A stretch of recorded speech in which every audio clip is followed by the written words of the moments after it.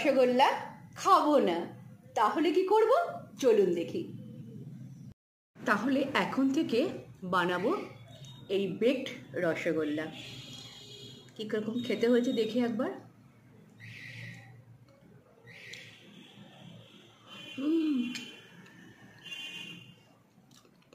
So amazing, so delicious. চলুন share করি আপনাদের সাথে এই রেসিপিটা কীভাবে বানালাম। বেকড রসগোল্লা বানাবার জন্য আমি প্রথমেই একটি প্যানে 500 ml দুধ নিয়ে নিয়েছি। আমি এখানে কাউ মিল্কের যে ফ্যাট মিল্কটা হয় সেই ফ্যাট মিল্ক ইউজ করেছি। আপনারা চাইলে যে কোনো মিল্কে নিতে পারেন। তার মধ্যে দিয়ে দিচ্ছি এলাচ ফুটো করে, আর দিয়ে দিচ্ছি স্যাফরন। এটা দিয়ে ভালো করে মিডিয়াম ফ্লেমে দুধটাকে জাল দেবো। স্যাফরন থেকে কালারটা আস্তে আস্তে বেরিয়ে আসবে। আমরা ভোজন রসিক বাঙালিদের খাবারের শেষে যে মিষ্টিটা দরকার হয় সেই সময় কিন্তু আমরা এই বেকড রসগোল্লা পরিবেশন করতে পারি, বা অতিথি আপ্যায়নের ক্ষেত্রে এর জুড়ি মেলা খুব ভার। আর এখানে আমি ঘরে বানানো খোয়া দিচ্ছি। এই খোয়া যখন বানিয়েছি তখন এর মধ্যে আমি চিনি মিশিয়ে নিয়েছিলাম। তো আমি আলাদা করে এখানে চিনি মেশালাম না, কারণ রসগোল্লার রসও কিন্তু অনেকটাই রয়েছে, সেটাও মাথায় রাখতে হবে। এরপর খোয়া দিয়ে একদম মিডিয়াম হিটে প্রায় 5 থেকে 7 মিনিট ঘন করে জাল দিতে হবে।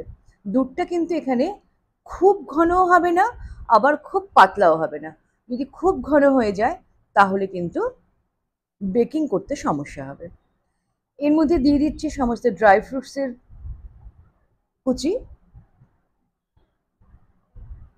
তারপরে দেখুন এবারে কতটা ঘন হয়ে এসেছে। যারা আমার চ্যানেলটিকে সাবস্ক্রাইব করেছেন তাদেরকে অসংখ্য ধন্যবাদ, আর যারা এখনও করেননি প্লিজ সাবস্ক্রাইব করে পাশে থাকবেন। পাশে থাকা বেল আইকনটি প্রেস করে রাখবেন, যাতে আমার রান্নার নোটিফিকেশন সবার আগে আপনাদের কাছে পৌঁছে যায়। বাড়িতে এইভাবে একবার বেকড রসগোল্লা বানিয়ে দেখবেন, দোকানের থেকে কিন্তু খেতে অনেক ভালো লাগে।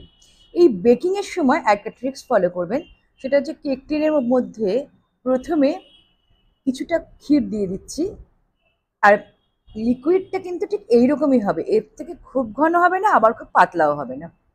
বাকি লিকুইডটা এর ওপর দিয়ে দিচ্ছি, দিয়ে আমরা যেরকমভাবে কেক বানাই প্রিহিট করে নেব কড়াইটাকে।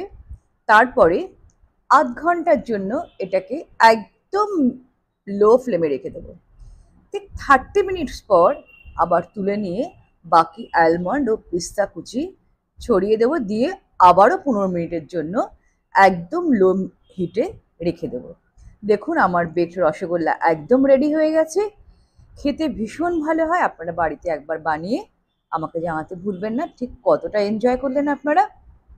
তাহলে আসছি নতুন রেসিপি নিয়ে। ততক্ষণ ভালো থাকুন, সুস্থ থাকুন ও আনন্দে থাকুন। All the best.